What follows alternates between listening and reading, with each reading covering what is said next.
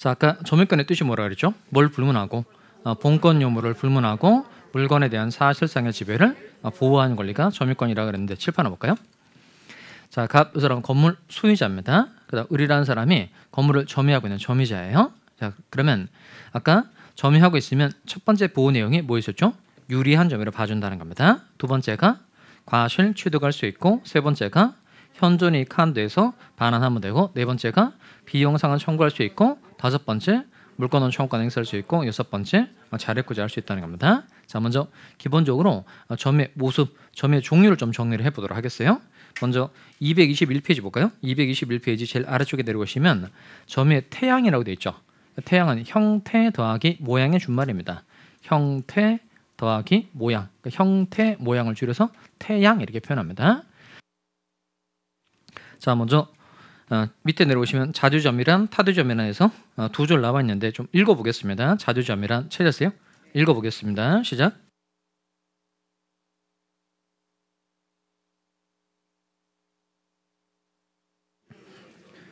자, 거긴 소유의 의사란 말이 나오죠. 찾았어요? 자, 그럼 칠판 오시면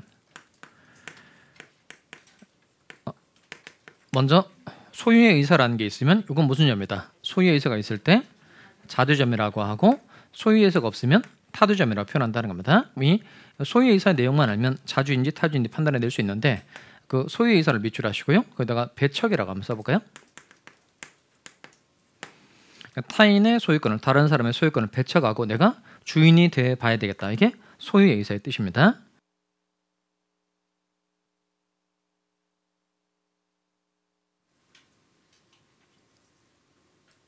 자, 타인의 소유권을 뭐하고? 배척하고, 그 다음 자기가 주인이 돼 봐야 되겠다. 이게 소유의 의사의 뜻이라는 겁니다. 자, 그러면 칠판 볼까요? 자, 먼저 이 을이라는 사람이 매매 계약을 통해서 이제 건물을 쓰고 있는 사람이에요. 그러면 매매 계약을 통해서 건물을 쓰고 있는 경우에 이 점유자 을이 소유의 의사가 있으면 무슨 점유가 되는 거죠?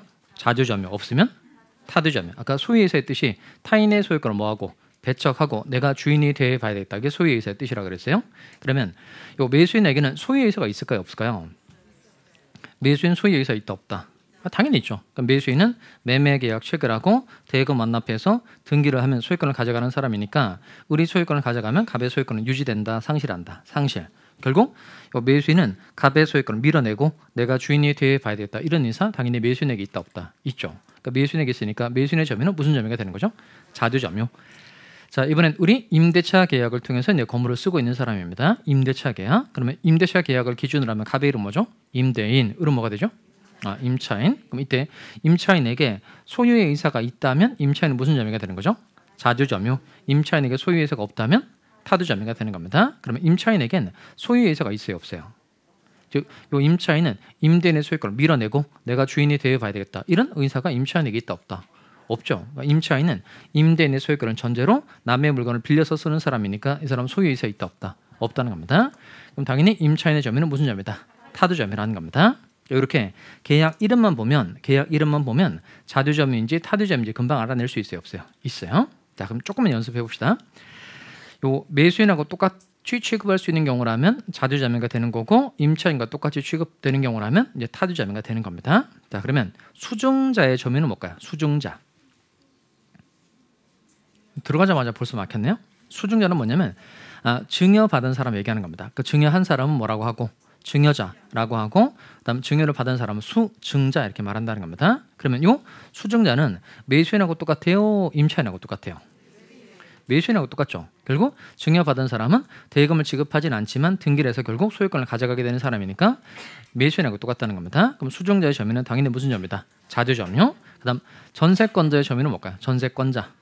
전세권자의 점유는 이건 타주점유가 되죠. 전세권자도 똑같이 남의 소유권을 전제로 물건을 빌려서 쓰는 사람이니까 당연히 타주점유가 된다는 겁니다. 결국 포인트는 뭐냐면 무슨 계약인지만 알면 자주인지 타주인지 판단해낼 수 있다 없다? 있다는 거예요. 그러니까 무슨 계약인지만 알면 자주점유인지 타주점유인지 판단해낼 수 있다는 거예요. 근데 문제는 뭐냐면 을이 갑하고 계약을 한 건 맞아요. 계약을 한 건 맞는데 세월이 5월이 되다 보니까 무슨 계약을 했는지 그 자체를 모르겠는 거예요. 그러니까 계약을 한 건 맞는데 무슨 계약인지 이름을 잘 모르겠다는 겁니다. 그러면 이 의뢰 점유가 자주점유인지 타주점유인지 불분명한 경우 생길 수 있어요, 없어요? 있죠. 이때는 어떻게 처리가 될까요? 아까 첫 번째가 어떤 점유로 봐준다. 유리한 점유로 봐준다 그랬죠. 그럼 유리한 점유라는 건 점유하는 사람을 유리한 쪽으로 취급해 준다는 겁니다. 그래서 첫 번째 내용은 뭐냐면 의뢰 점유가 자주 점유인지 타주 점유인지 불분명한 경우에는 의뢰 점유는 일단 무슨 점유인 것으로 자주 점유인 것으로 추정해 준다는 겁니다. 그럼 자주 점유인 것으로 추정해 주니까 을 스스로는 내가 자주 점유자다라는 걸 입증할 필요 있다 없다? 없다는 거예요. 그러면 요거 갑작에서 의뢰 점유가 타주 점유라는 걸 갑이 입증을 하도록 해서 사실상 점유하는 사람을 보호를 해주고 있다는 겁니다. 자, 한 장 넘겨볼까요? 자, 한 장 넘겨서 223페이지 옵시다. 223페이지 오시면 거기는 점 4번 평원 공연 점유와 폭력 은비 점유라고 되어 있는 거 찾으셨어요? 걔는 거기 그 밑줄 할 건 없고요. 의에 4줄 나와 있는데 천천히 한번 읽어봅니다.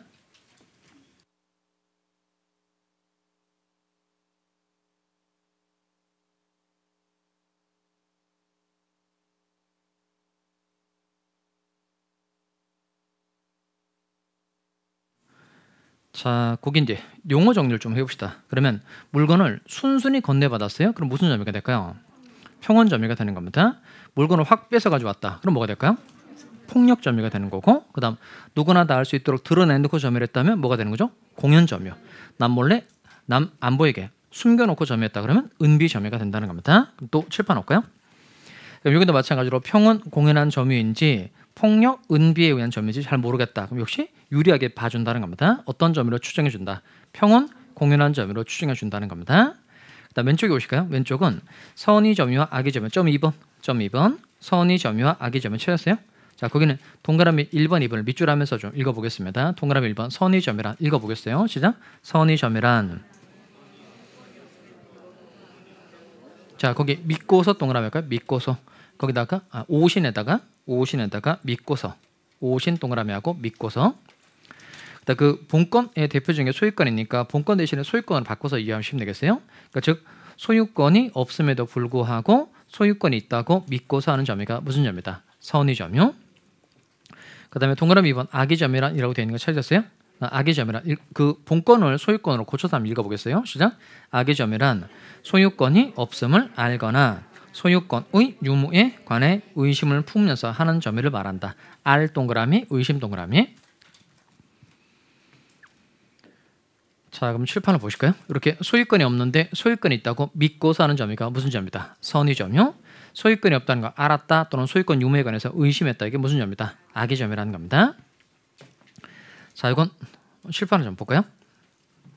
먼저 갑이 건물 소유자고 을이라는 사람이 매매 계약을 통해서 건물을 가지고 있는 사람인 겁니다. 그런데 이 매매 계약에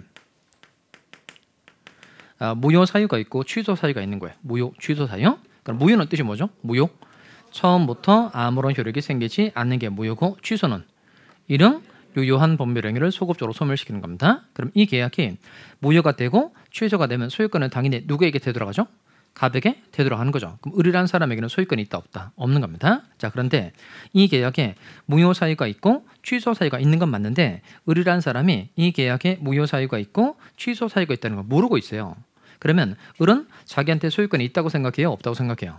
있다고 생각하죠. 실제로는 소유권이 있나요? 없나요? 없죠. 실제로는 소유권이 없는데 소유권이 있다고 믿고서 점유를 하게 된다는 겁니다. 이게 무슨 점유다? 선의 점유라는 겁니다. 실제로는 소유권이 없지만 소유권이 있다고 믿고서 하는 점유가 되니까 이게 무슨 점유? 선의 점유.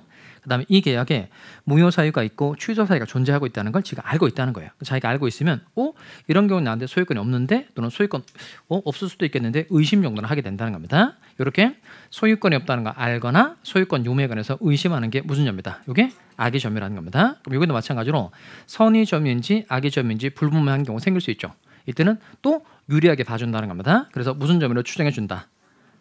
선의 점유로 추정해준다는 겁니다. 자, 그럼 밑에 쭉 내려오실까요? 점 3번. 자, 과실 있는 점유와 과실 없는 점유라고 되어 있는 거 찾으셨어요? 자, 그거 읽어보겠습니다. 의 두 줄. 본권이 없음에도 불구하고 읽어보겠어요. 시작.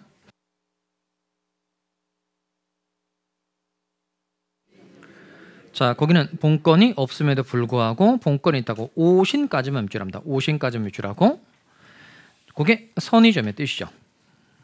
본권이 없음에도 불구하고 본권이 있다고 믿었다. 거기까지가 선이라는 겁니다.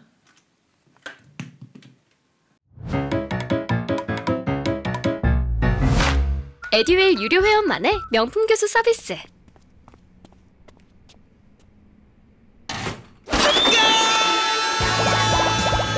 합격이 쉬워지는 명품 교수님 혜택. 오직 에듀윌 유료 회원에게만.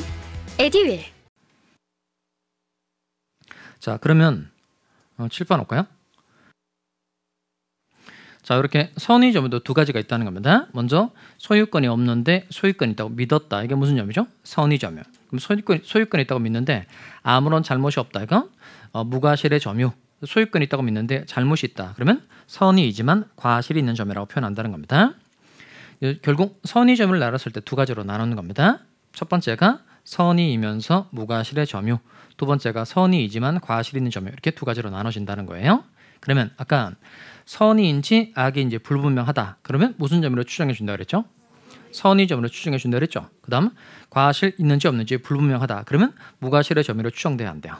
안 돼요. 그러니까 추정되고 안 되고를 확실하게 잘 정리를 해야 됩니다. 아까 점유권의 뜻이 뭘 불문하고 본권 요물을 불문하고 물건에 대한 사실상의 지배를 보호하는 권리. 그러니까 이 사람한테 소유권이 있나 없나 이건 따지지 않는데 물건을 가지고 있으면 유리하게 봐준다는 겁니다. 대신 어디까지만 유리하게 봐주냐면 자주, 평온, 공연, 선의까지만 유리하게 봐주고 무과실은 추정해주지 않는다는 겁니다. 여백에 좀 쓰도록 하겠어요. 양거로 2번에 보시면 무과실의 추정 여부라고 되어 있는 거 찾았어요? 자, 그 옆에 보조단 여백 있죠. 거기다 쓰시기 바랍니다. 자, 천천히 불러드릴 테니까 쓰세요. 자주, 평온, 공연, 선의까지는 추정되나. 다시 자주, 평온, 공연, 선의까지는 추정되나 무과실은 추정되지 않는다. 자주, 평온, 공연, 선의까지는 추정되나 무과실은 추정되지 않는다. 제가 1년 내내 이 표현을 사용할 겁니다. 이 내용 그대로 머릿속에 기억해 두시기 바랍니다. 그래야 객관식 문제를 탁탁 풀어낼 수 있어요. 자, 첫 번째 보호 내용이 무슨 점으로 봐준다는 거예요? 유리한 점으로 봐준다. 대신 어디까지만 유리하게 취급해 준다는 거예요? 자주, 평온, 공연, 선의까지는 추정된다. 그런데 무과실은 추정되지 않는다는 겁니다. 자, 그럼 두 번째 보호 내용이 뭐죠? 두 번째 보호 내용이 과실 취득할 수 있다는 거죠. 과실 취득권. 자, 또 7번 봅시다. 과실 취득권 내용은 뭐냐면 잘 따라오세요. 자, 먼저 이 사람 건물 소유자입니다. 건물 소유자고 건물에 대해서 이제 을과 매매 계약을 체결한 겁니다. 그럼 갑은 매도인, 을은 매수인. 자, 그런데 을이 매매 계약을 통해서 이 건물을 점유하고 있는 사람이에요. 자, 그런데 이 매매 계약에 무효 사유가 있고 취소 사유가 존재하는 겁니다. 그럼 즉 계약이 무효가 되거나 취소가 되면 소유권은 당연히 누구에게 되돌아가죠? 갑에게 되돌아가죠. 그럼 갑은 소유자, 을은 지금 소유권 없는데 건물을 쓰고 있는 사람이니까 이 사람 점유자가 되는 겁니다. 그럼 이때 계약이 무효 또는 취소가 된 거니까 갑은 을한테 건물을 돌려줘라고 반환 청구할 수 있어요? 없어요? 있죠. 그럼 이때 계약이 무효 또는 취소가 되면 을은 자신이 가지고 있던 건물을 갑에게 돌려줘야 돼요? 돌려줄 필요 없어요? 돌려줘야 되죠. 돌려주는 반환 이름 생각나세요? 법률행위가 무효가 되었을 때, 취소가 되었을 때 상대방으로도 받은 거 돌려주는 건 무슨 반환이라고 말하죠? 얘는 부당이득 반환, 부당이득 반환이라고 표현한다는 겁니다. 자, 그러면 계약이 무효 또는 취소가 되면 당연히 건물을 갑에게 돌려줘야 되는 건 맞는데 을이 건물을 가지고 있을 때 이 건물을 병이라는 사람에게 임대차를 해준 거예요. 을이 건물을 가지고 있을 때에 이 건물을 병이라는 사람에게 임대차를 해주고 제3자 병이라는 사람에게 이 건물을 인도를 해줬다는 겁니다. 그러면 이 임대차 계약을 체결했으니까 을은 병으로부터 뭘 받았을까요? 임대차 계약에서 돈 받는 거 뭐라 그러죠? 차임 받았다는 겁니다. 그럼 이때 이 차임이라는 게 바로 건물로부터 생긴 과실이라는 거예요. 과실. 자, 그러면 이 건물 매매 계약이 무효 또는 취소가 된 거니까 을은 건물을 갑에게 돌려줘야 되죠. 근데 문제는 뭐냐면 을은 건물만 반환하면 돼요? 아니면 차임까지 같이 돌려줘야 돼요? 건물만 반환하면 된다. 차임까지 같이 돌려줘야 된다. 자, 이걸 규율하기 위해서 만든 게 201조예요. 201조. 자, 어디 오냐면 224페이지 옵시다. 224페이지. 224. 자, 거기 201조 조문 찾으셨어요? 자, 201조 1항만 좀 읽어봅시다. 선의의 점유자는 읽어보겠어요. 시작. 선의의 점유자는, 자, 한 번 더. 선의의 점유자는 점유물의 과실을 취득한다. 선의 동그라미 하시고 취득 동그라미 합니다. 어떤 점유자가 과실을 취득할 수 있다고 규정되어 있죠? 선의 점유자. 2항 갑시다. 악의 점유자는 읽어보겠습니다. 시작. 악의 점유자는 수취한 과실을 반환하여하며 끊고 그것까지. 자, 아기 동그라미하고 반환 동그라미 합니다. 자, 그렇게 해놓고 칠판 올까요? 자, 그러면 아까 제가 드린 질문이 이거예요. 건물 매매 계약이 무효 또는 취소가 되었을 때 을은 건물을 가격에 돌려줘야 되는 건 맞는데 요 을은 건물만 반환하면 되느냐 아니면 요 차임까지 같이 돌려줘야 되냐 이렇게 물어봤죠. 그러면 건물만 반환하면 된다고 해야 돼요? 차임까지 같이 돌려줘야 된다고 해야 돼요? 나눠봐야 한다. 나눠봐야 한다는 겁니다. 그러니까 을이 어떤 점유자에 따라서 내용이 달라지게 된다는 겁니다. 자, 그래서 을이 먼저 선의점유자야. 아까 선의점의 뜻이 뭐였었죠? 선의점유가 뜻이 믿고서. 그러니까 즉 을이 소유권이 없는데 소유권이 있다고 믿고서 점유를 했다는 겁니다. 그럼 무슨 점유가 되는 거죠? 선의점유. 소유권이 없다는 걸 알았다, 의심했다면 무슨 점유? 악의점유. 자, 그럼 이때 이 계약에 무효 사유가 있고 취소 사유가 있는 건 맞는데 을이란 사람은 이 계약에 무효 사유가 있고 취소 사유가 있다는 걸 모르고 있어요. 모르고 있다는 겁니다. 그러면 을은 자기한테 소유권이 있다고 생각해요? 없다고 생각해요? 있다고 생각하죠. 그럼 실제로는 소유권이 있나요? 없나요? 없죠. 그러니까 실제로 소유권이 없는데 소유권이 있다고 믿고서 점유를 하게 된다는 겁니다. 이게 무슨 점유라는 거예요? 선의점유. 그럼 선의점유자인 경우는 무엇을 취득할 수 있다? 과실을 취득할 수 있다는 겁니다. 자, 그럼 이때 요 계약이 무효 또는 취소가 되면 요 선의점유자인 경우에는 뭐만 반환하면 돼요?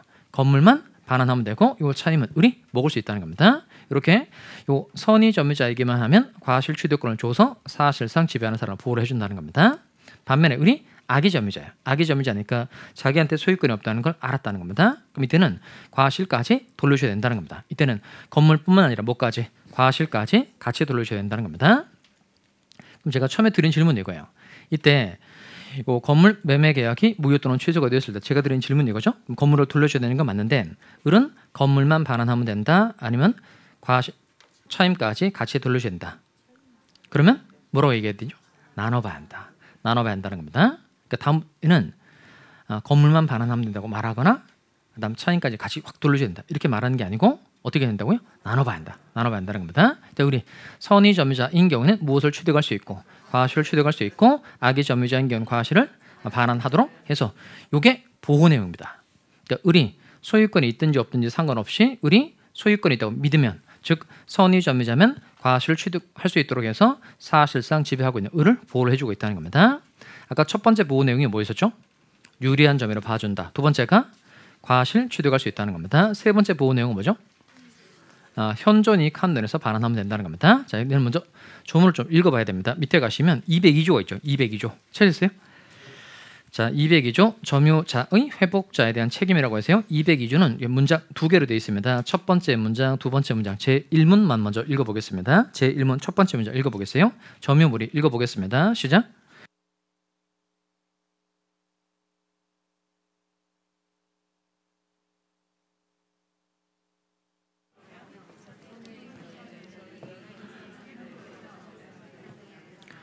자, 있는 그 상황은 일단 똑같아요. 또 그림 볼까요? 자, 먼저 요 갑이 건물 가지고 있고 건물 소유자하고 이제 을과 건물에 대해서 매매 계약을 체결한 겁니다. 우리는 매매 계약을 통해서 건물을 지금 점유하고 있는 사람이에요. 그런데 이 건물 매매 계약이 무효 또는 취소가 돼서 갑이라는 사람이 소유권이 되도록 한 겁니다. 갑이 을에게 건물을 돌려줘 이렇게 반환 청구를 한 거예요. 그러면 아까도 설명드렸지만 을은 건물을 갑에게 돌려줘야 돼요? 돌려줄 필요 없어요? 돌려줘야 되죠. 이게 무슨 반환이라는 거예요? 부당이득 반환. 자, 그런데 문제는 뭐냐면 요 을이 건물을 가지고 있을 때 을의 잘못으로 인해서 건물이 멸실이 됐다는 겁니다. 또는 훼손이 됐다는 거예요. 그럼 어떤 게 멸실일까요? 건물이 뭐 불타서 없어져 버렸다 이게 멸실이고 훼손은 건물이 뭐 일부가 깨졌다 이게 훼손이라는 겁니다. 그러면 어쨌든 계약이 무효 또는 취소가 된 거니까 을은 건물을 갑에게 돌려줘야 돼요? 돌려줄 필요 없어요? 돌려줘야 되죠. 근데 그 반환 범위가 두 가지 있다는 겁니다. 먼저 현존이익 한도, 즉 이익이 남아있는 한도 내에서 돌려주면 되는 경우가 있고 그다음 전 손해를 배상해 주는 경우가 있다는 겁니다. 그럼 전 손해배상이라는 건 받은 것 플러스 이자 플러스 손해 있으면 손해배상까지 다 해주는 걸 전 손해배상이라고 표현합니다. 자, 그럼 읽어보니까 요 점유자 을의 잘못으로 인해서 건물이 멸실이 되거나 훼손이 됐어요. 이때도 현존이익 한도에서 반환 책임지는 사람이 있죠. 그 사람이 누구죠? 선의 동그라미 하고. 아무리 유명하시더라도 저랑 공부 스타일이 안 맞으면 그냥 안 맞더라고요. 에듀 유료회원이면 교수님들을 고를 수 있으니까 과목별로 나만의 드림팀을 만든 느낌? 저랑 꼭 맞는 교수님을 선택할 수 있었던 게 합격 비법이었던 것 같아요. 두 번째 문제 갑시다. 두 번째 문장에 보면 소유의 의사가 없는 점유자는 선의인 경우에도 손해의 전부를 배상해야 한다. 거기 소유의 의사가 없는 밑줄을 볼까요? 그러니까 소유의 의사가 없는 점유가 이게 타주점이라는 거예요. 타주점유.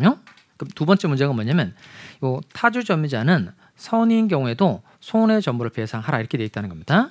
결국 첫 번째 문장하고 두 번째 문장 종합을 하면 어떤 점유자가 현존이익 한도라는 걸 알 수 있죠? 이거예요. 선의이면서 자주점유자. 선의이면서 자주점유자가 현존이익 한도라는 걸 알 수 있다는 겁니다. 선의이면서 자주점유자만 현존이익 한도라는 거예요. 그 외 사람들은 다 전 손해를 물어주는 겁니다. 그러면 요 을의 잘못으로 인해서 건물이 이제 멸실이 됐어요. 일부가 깨졌다는 겁니다. 만약에 을이 선의의 자주점유자라면 건물이 멸실해서 없는 거예요. 그러면 현존이익 자체가 없으니까 반환할 필요가 없다는 겁니다. 그다음 우리 선의의 자주점유자인데 건물의 일부가 깨진 거예요. 그럼 깨진 채로 그대로 되돌려주면 된다는 겁니다. 손해배상 이런 건 해줄 필요 있다 없다? 없다는 거예요. 다시 어떤 점유자가 현존이익 한도라는 거예요? 선의이면서 자주점유자. 그럼 이게 기억해야 될 건 뭐냐면 다시 아까 점유권의 뜻이 뭐라 그랬죠? 내가 이 예를 설명해주고 계속 의에 가서 특징을 계속 설명해주고 있죠. 점유권의 뜻이 뭐였죠? 뭘 불문하고 본권 요물을 불문하고 물건에 대한 사실상의 지배를 보호하는 거네. 그러니까 첫 번째가 유리한 점유를 봐준다. 두 번째가 과실 취득할 수 있다. 세 번째가 현존이익 한도에서 반환하면 된다는 겁니다. 설사 점유자 을의 책임 있는 사유로 점유율이 멸실이 되거나 훼손이 됐다고 하더라도 을이 어떤 점유자이기만 하면 선의의 자주점유자이기만 하면 그냥 이익이 남아있는 한도에서 되돌려주도록 해서 사실상 지배하고 있는 점유자를 보호를 해주고 있다는 겁니다. 자, 그 다음 보호 내용이 뭐죠? 네 번째가 비용 상환 청구할 수 있다는 거죠. 얘는 밑에 가시면 점유자의 비용 상환 청구권 찾으셨어요? 자, 얘는 203조를 동그라미 합시다. 가끔 이렇게 조문에 숫자를 동그라미 할 때 있는데 이건 될 수 있으면 좀 외워보라는 겁니다. 자, 점유자의 비용 상환 청구권은 203조 규정되어 있고요. 자, 먼저 1항하고 2항을 차근차근 좀 읽어봅니다. 그건 조문을 읽어보고 제가 사례를 드릴 테니까 문제를 맞추는 겁니다.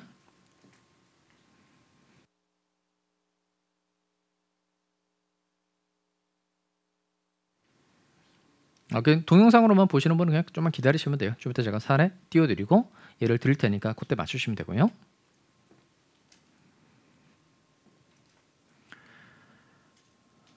자, 1항하고 2항 읽으셨어요? 자, 읽었으면 이제 칠판 옵시다. 자, 요 점유자의 비용 상환 청구권이 아까 몇 조라고 그랬죠? 203조. 그 나중에 626조는 203조의 특별법이다. 그런 표현을 배우는데 203조가 나면 아예는 점유자의 비용 상환 청구권이구나 이렇게 좀 알아듣기 바랍니다. 자, 그럼 칠판 올까요? 자, 이거 똑같은 그림이 또 나왔어요. 갑이 건물 소유자하고 건물에 대해서 을과 매매 계약을 체결한 겁니다. 우리 이제 건물을 쓰고 있는 사람이고 이 건물 매매 계약이 무효 또는 취소가 된 겁니다. 그러면 을은 건물을 갑에게 돌려줘야 되죠. 갑이 을에게 건물 돌려줘 이렇게 반환 청구를 한 겁니다. 여기까지 이해되죠? 자, 그런데 요 을이 건물을 가지고 있을 때 이 건물 매백에 금이 갔어요. 건물 매백에 금이 가서 금 수선하는데 5만 원 돈이 들어간 겁니다. 그 다음에 을이 건물을 가지고 있을 때 이 동네 태풍이 불어온 거예요. 태풍이 불어서 지붕이 박살났고 지붕 수리하는데 또 5만 원 돈이 들어간 겁니다. 을이 또 건물을 가지고 있을 때 건물 보일러가 고장이 나서 새 보일러로 교체를 한 거예요. 그 비용 10만 원이 들어간 겁니다. 그 을이 들인 돈은 얼마죠? 20만 원 드린 거죠. 그럼 이때 계약이 무효 또는 취소가 되어서 갑이 을에게 건물 반환 청구를 하면 을은 갑에게 얼마의 돈을 달라고 할 수 있을까요? 힌트가 있어요. 보기가 있어요. 1번 빵원, 2번 5만 원, 3번 10만 원, 4번 15만 원, 5번 20만 원. 자, 이걸 잘 찍으셔야 됩니다. 맞추면 그 돈을 제가 직접 드리도록 하겠어요. 틀리면 여러분이 저한테 입금을 하셔야 됩니다. 자, 어제는 제가 돈을 좀 많이 땄죠. 어제 오전도 따고 야간도 따고 한 4,800만 원 정도 땄단 말이에요. 자, 그럼 을이 갑에게 달라고 하신 돈은 얼마일까요? 마음속으로 정하셨어요? 자, 이게 203조 1항이 필요비 상환 청구죠. 자, 그러면 거긴 203조 1항 볼까요?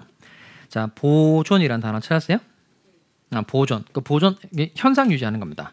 목적물의 현상을 유지하는 데 들어가는 돈의 이름이 그게 필요비, 필요비. 그다음 2항 가시면 계량이라고 되어 있는 거 찾았어요? 계량은 객관적 가치 증가인데 왼쪽에 있어요. 왼쪽. 자, 그 용어 정리 파트에 보면 객관적 가치를 증가시키는 거라고 되어 있는 거 찾았어요? 그 물건의 객관적 가치를 높이는 게 이게 계량이고 계량하는 데 들어가는 돈의 이름은 이게 유익비라는 겁니다. 자, 다시 현상 유지하는 데 들어가는 돈은 뭐고? 필요비고 객관적 가치를 증가시키는 데 들어가는 돈은 뭐라고 한다? 유익비라고 한다는 겁니다. 그러면 점유자는 필요비도 상환 청구할 수 있고 유익비도 상환 청구할 수 있다는 거예요. 그럼 7번 보실까요? 자, 그럼 잘 따라오세요.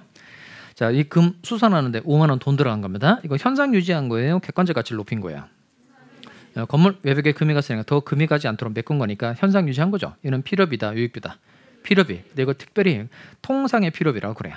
그러니까 즉 건물은 쓰다 보면 노후되게 마련이고 이건 늘상 있는 일이니까 이런 건 통상의 필요비라고 말합니다. 두 번째, 태풍 불어서 지붕이 박살났고 돈 5만 원 돈 들어간 겁니다. 그럼 태풍은 역시 마찬가지로 태풍 불어와서 지붕이 박살난 거니까 역시 현상 유지한 거 맞죠? 근데 태풍은 이제 맨날 불어온 게 아니고 태풍이 특별히 불어와서 이 돈이 들어가게 됐다는 겁니다. 이건 이렇게 표현합니다. 이건 무슨 필요비? 특별 필요비라고 표현해요. 그 다음에 이거 보일러를 교체했다는 겁니다. 그러니까 보일러가 고장이 나서 새 보일러로 고친 거예요. 그럼 건물 쓰기 좋아진 거죠. 이건 객관적 가치가 높아진 거니까 이건 무슨 비? 유익비라고 한다는 겁니다. 그럼 잘 보면 1항에 보시면 203조 1항에 보면 필요비의 상을 청구할 수 있다 이렇게 돼 있죠. 그러니까 통상의 필요비, 특별 필요비 구분하지 않고 그냥 필요비의 상을 청구할 수 있다 이랬으니까 이 필요비 10만 원 다 청구할 수 있다 없다? 있다는 거예요. 2항 갈까요? 2항. 2항은 유익비의 상을 청구할 수 있다 없다? 있죠. 결국 요 점유자는 필요비 상환 청구도 할 수 있고 유익비 상환 청구도 할 수 있으니까 결국 갑이 을에게 건물 반환 청구를 했을 때 을이 갑에게 달라고 할 수 있는 돈은 얼마인 거죠? 20만 원. 자, 그러면 아까 제가 보기를 드렸을 때 20만 원이라고 생각하시면 손 들어보세요. 20만 원. 내리시고 이분들 나갈 때 그 데스크에 20만 원 봉투가 쫙 있으니까 하나씩 이렇게 가져가시면 되겠어요. 대신 틀리신 분은 저한테 입금하셔야 돼요. 자, 다시 원래 들어와봐요. 아까 점유권의 뜻이 뭐라 그랬죠? 뭘 불문하고 본권 유무를 불문하고 물건에 대한 사실상의 지배를 보호하는 권리. 그러면 요 을이라는 사람에게 소유권이 있든지 없든지 상관없이 을이 건물을 가지고 있을 때 비용을 들였다면 소유자에게 필요비도 달라고 하고 유익비도 상환할 수 있도록 해서 사실상 점유하고 있는 사람을 보호를 해주고 있다는 겁니다.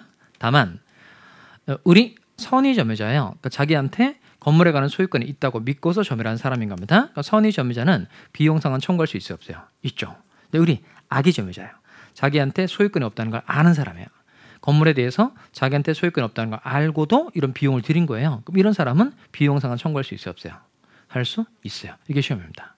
그래서 점유자의 비용 상환 청구 옆에다 땡땡 하시고 선악 불문 꼭 씁니다. 그러니까 선이 악의 불문하고 각각 필요비와 유익비의 상환을 청구할 수 있다는 겁니다. 이거 중요해요. 왼 조문을 좀 봐봐요. 그 203조 1항에 보면 선의의 점유자가 그렇게 안 돼 있죠. 그냥 점유자가 이렇게 돼 있고 2항도 선의의 점유자가 그렇게 안 돼 있고 그냥 점유자 이렇게 돼 있다는 겁니다. 그러니까 점유자에게만 하면 선의 점유자든 악의 점유자든 각각 다 필요비와 유익비의 상환을 청구할 수 있다 없다? 있다는 겁니다. 자, 네 번째 보호 내용이었고요. 다섯 번째가 물권적 청구권 행사할 수 있다라고 정리해 드렸는데 오른쪽에 가볼까요? 자, 오른쪽에 오시면 점 3번에서 점유 보호 청구권이라고 되어 있는 걸 찾으셨어요? 자, 거기는 옆에다가 이렇게 씁시다. 점유권에 기한 물권적 청구권, 점유권에 기한 물권적 청구권. 점유권도 물건에 있으니까 점유권에 대한 침해 또는 침해 염려가 생기면 당연히 물권적 청구권을 행사할 수 있다는 겁니다. 그래서 점유권에 기한 물권적 청구권을 줄여서 말할 때 점유 보호 청구권이라고 한다는 거예요. 그럼 좀 전에 자, 그렇게 썼으면 저로 보실까요? 좀 전에 물권적 청구권은 물건에 대한 침해 또는 침해 염려가 있을 때 세 가지 할 수 있는 권리라고 그랬죠. 반환, 방해 제거, 방해 예방. 그때 요 물권적 청구권의 주체는 누구 있었죠? 누가 행사하는 거죠? 침해된 물건의 정당한 소지자고 상대방은 누구 있었죠? 현재 방해 상태를 지배하는 자. 침해된 물건의 정당한 소지자가 현재 방해 상태를 지배하는 사람에게 한다는 겁니다. 자, 먼저 204조 1항 한번 읽어볼까요? 204조 1항 점유자가 한번 읽어보겠습니다. 시작.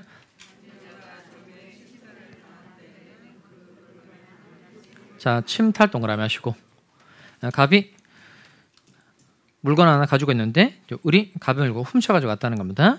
그럼 절도, 그다음 때리고 뺏어 가져가는 강도, 이렇게 절도, 강도와 같이 점유자의 의사에 반해서 물건 가져가는 걸 이걸 침탈이라고 표현합니다. 그럼 침탈당했을 때 뭐 할 수 있다고 되죠? 그 물건에 반한 및 손해배상을 청구할 수 있다 이렇게 되어 있죠. 및 동그라미 합시다. 및 그러니까 및 그랬으니까 둘 다 할 수 있다는 거예요. 둘 중 하나만 할 수 있다는 거예요. 둘 다 할 수 있다는 거죠. 무슨 청구도 할 수 있고 반환 청구도 할 수 있고 손해배상 청구도 할 수 있다는 겁니다. 4만 갑시다. 제1항의 청구권은 침탈을 당한 날로부터 몇 년 내에 행사된다. 1년. 숫자 외우셔야 되겠어요. 몇 년 내에 1년 내에 행사를 해야 된다는 겁니다. 자, 그 다음에 이제 205조 갑시다. 205조 1항 점유자가 점유의 방해를 받은 때에는 찾으세요. 자, 읽어보겠습니다. 시작. 자, 점유자가 점유의 방해를 받은 때 방해 동그라미 하시고 그다음 그 뒤에 또 및 동그라미 합시다. 방해를 받은 때에는 방해 제거 및 손해배상 청구 이렇게 돼 있죠. 및 그랬으니까 여기도 마찬가지로 둘 다 할 수 있다는 겁니다. 무슨 청구도 할 수 있고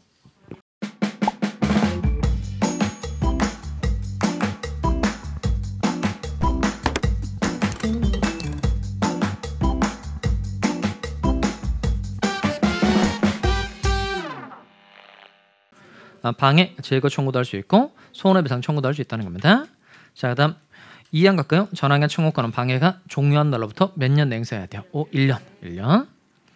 그다음 206조로 갑시다. 206조 1항 읽어보겠어요. 점유자가 읽습니다. 시작. 점유자가 점유의 방해를 받을 염려가 있는 때에는 그 방해 예방 또는 손해배상에 담보로 청구할 수 있다는 겁니다. 일단 그 206조 1항에서 제일 중요한 단어는 뭐죠? 일단 염려. 좋았어요. 그 다음에 그 뒤를 잘 보면 거기는 또는으로 되죠. 또는. 그러니까 또는이니까 방해 예방 청구, 손해배상 담보 청구 둘 중 하나만 할 수 있다는 겁니다. 및 이렇게 되어 있는 건 둘 다 할 수 있는 거고 또는 둘 중 하나만 할 수 있다는 겁니다. 자, 그다음 방해 예방 청구하고 손해배상 담보 청구는 이거 몇 년 내에 행사를 해야 돼요? 1년? 뭐 그런 말 없잖아요.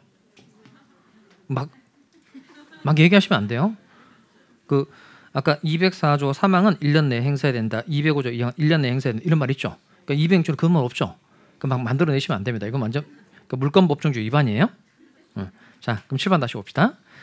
자, 이렇게 점유권도 물권이니까 점유권에 대한 침해 또는 침해 염려가 생기면 물권원 청구권 행사할 수 있다 없다 있어요. 이렇게 점유권에 기한 물권원 청구권을 줄여서 말할 때 뭐라고 말한다고요? 점유 보호 청구권. 잘 따라오세요. 자, 먼저 점유 침탈을 당했다는 겁니다. 그러면 반환 및 손해배상 청구할 수 있죠. 이거 몇 년 내에 행사를 해야 돼요? 얘는 1년. 그다음에 점유 방해를 받았다는 겁니다. 그럼 방해 제거 및 손해배상 청구할 수 있는 거 맞는데 이거 몇 년 내에 행사를 해야 돼요? 이거 1년. 그다음 방해받을 염려가 있을 때는 방해 예방 또는 손해배상의 담보를 청구할 수 있는데 이거 몇 년 내에 행사해야 된다? 기간 없다는 겁니다. 기간 없다는 거예요. 일단 순서를 잘 볼까요? 침탈, 방해, 염려 이렇게 돼 있어요. 침탈, 방해, 염려 그리고 및 또는 이렇게 돼 있죠. 다시 침탈, 방해, 염려, 및 또는 뭐가 시험 문제 나올 것 같아요? 세 번째가 시험 문제 나겠죠. 어떻게 나올 것 같아요? 점유자가 점유의 방해를 받을 염려가 있는 때는 방해 예방 및 손해배상의 담보를 청구할 수 있다. 그러면 5의 X. 다시 침탈, 방해, 염려, 및 또는 아까 점유권의 뜻이 뭐라고 그랬죠? 계속 제가 하고 있죠.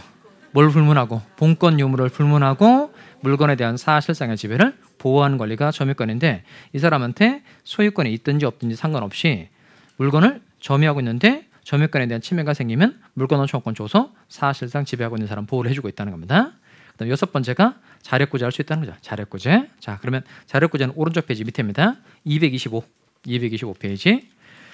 자, 거기 209조 1항만 읽어봅시다. 점유자는 읽어보겠습니다. 시작. 점유자는 그 점유를 부정히 침탈 또는 방해하는 행위에 대하여 끝에 자력으로서 이를 방해할 수 있다. 1항은 자력 방위권이라는 겁니다. 자력 방위권. 자, 그 다음에 2항 갑시다. 점유물이 침탈되었을 경우에 찾으셨어요? 읽어보겠습니다. 시작. 점유물이 침탈되었을 경우에 부동산 일대에는 점유자는 침탈 후 직시가 맞아요. 이게 맞는 거고 오타임 아니에요. 얘기하는데 이게 아니에요. 즉시가 아니고 직시가 맞아요. 뜻이 조금 달라요. 그러니까 즉시는 말 그대로 곧바로 이런 뜻이고요. 직시는 가능한 한 신속히 이런 뜻이에요. 가능한 한 신속히. 그렇게 바꿔서 한번 읽어볼까요? 자, 점유물이 침탈되었을 경우에 부동산 일대에는 점유자는 침탈 후 가능한 한 신속히 가해자를 배제하여 이를 뭐 할 수 있다. 탈환할 수 있다. 그다음 뒤에 동산일 때에는 점유자는 현장에서 또는 추적하여 가해자를 이를 뭐 할 수 있다. 탈환할 수 있다. 그러니까 이 항은 자력 탈환권이라는 거예요. 자력 탈환권. 1항은 뭐고? 자력 방위권. 이 양은 자력 탈환권이라는 겁니다. 자, 그렇게만 하고 이제 칠판 봅시다. 자, 그러면 칠판 다시 와세요. 이렇게 일단 원칙을 좀 기억하고 계셔야 되는데, 내가 권리를 가지고 있는데 나의 권리가 침해가 됐어요. 그러면 국가기관의 힘을 빌려서 권리구제 해야 되는 거예요? 직접 권리구제에 나서야 되는 거예요. 그러니까 나의 권리를 침해당했다는 겁니다. 그럼 내가 국가기관의 힘을 빌려서 권리구제를 해야 된다? 아니면 내가 직접 권리구제에 나서야 된다? 쉽게 국가의 힘을 빌려야 돼요? 내가 주먹으로 해결해야 돼요? 국가의 힘을 빌려야 되죠. 그러니까 국가구제가 원칙, 국가구제가 원칙. 그래서 개인이 직접 권리구제하는 건 예외적인 사항이 되는 겁니다. 그러니까 권리 침해를 당했을 때 국가구제가 원칙이고, 다만 국가기관의 힘을 빌릴 시간적 여유가 없을 때에는 개인이 직접 권리구제에 나설 수 있는데, 원칙은 국가구제가 원칙이고 예외적으로 사력구제가 예외인 겁니다. 그러니까 사력구제 대표적인 예가 그게 자력구제인 겁니다. 자력구제. 자, 그럼 칠판을 볼까요? 이건 반드시 국가기관의 힘을 빌릴 여유가 없을 때 행사를 해야 되는 거예요. 자, 칠판 오실까요? 갑, 이 사람 자전거 점유자입니다. 근데 우리 갑의 자전거를 첫 번째 세비려고 하고 있어요. 갑이 자전거 점유자인데 우리 갑의 자전거를 훔치려고 하고 있다는 겁니다. 그러면 갑은 자력 방위권 행사해야 돼요? 자력 탈환권 행사해야 돼요? 자력 방위권 행사해야 된다. 자력 탈환권 행사해야 된다. 지금 세비려고 하고 있는 상태인 거죠. 그러니까 즉 침탈행위가 진행 중이라는 겁니다. 이때는 안 뺏기려고 막아야 되죠. 이게 자력 방위권, 자력 방위권. 자, 이번엔 우리 자전거를 세벼서 달아나고 있다는 겁니다. 자전거를 세벼서 달아나고 있다는 거예요. 일단 자전거를 훔쳤으니까 침탈행위는 끝났다 안 끝났다? 끝났죠. 그런데 달아나고 있는 상태니까 침탈자의 새로운 점유가 만들어지기 전이라는 겁니다. 이때는 확 뒤쫓아가서 뺏어가지고 와야 되죠. 이때는 어떤 걸 행사하는 거죠? 자력 탈환권 행사하는 겁니다. 그럼 결국 여기서 할 수 있는 내용은 자력구제권의 종류가 두 가지 있는데 뭐가 있다고요? 자력 방위권과 자력 탈환권이 있다는 겁니다. 그러면 언제 자력 방위권 행사를 하는 거죠? 자, 1번 읽어볼까요? 1번 침탈행위가 진행 중일 때는 어떤 권리를 행사한다? 자력 방위권. 다음 두 번째, 침탈행위가 종료가 되었으나 침탈자의 새로운 점유가 확립되기 전에는 어떤 권리를 행사한다? 자력 탈환권 행사한다는 겁니다.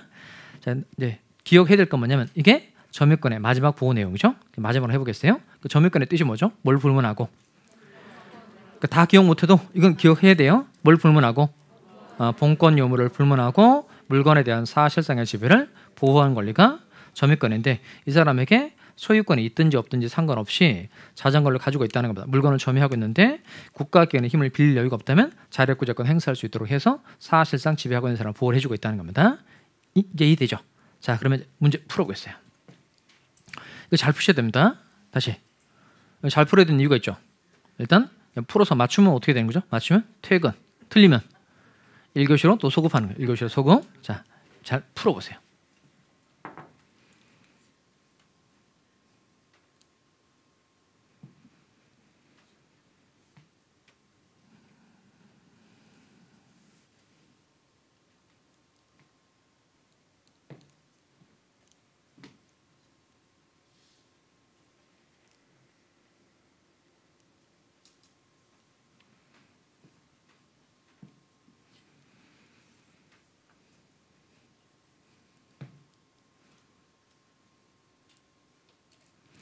자, 답정하셨어요?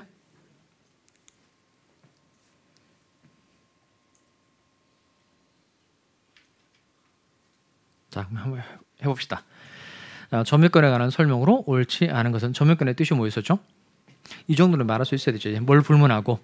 본권 요물을 불문하고 물건에 대한 사실상의 지배를 보호하는 권리. 자, 첫 번째, 점유자는 소유의 의사로 선의, 평온 및 공연하게 점유한 것으로 추정된다. 아까 첫 번째 보호 내용이 유리한 점유로 봐준다 그랬죠. 그럼 어디까지 추정해 주는 거죠? 자주, 평온, 공연, 선의까지는 추정된다 그랬어요. 자, 그러면 이거 소유 의사 있는 점유가 무슨 점유죠? 자주. 다음 평온, 공연, 선의는 추정되는 거니까 1번은 O의 X예요. O. 그런데 무엇은 추정되지 않는다? 무과실은 추정되지 않는다. 자, 두 번째, 점유자는 선의 이야기를 불문하고 점유물의 과실을 취득할 수 있다. O의 X예요. X죠. 아까 누가 과실을 취득할 수 있다 그랬죠? 선의 점유자. 선의 점유자. 3번 점유자의 책임 있는 사유로 점유물이 멸실 훼손된 경우 잘 볼까요?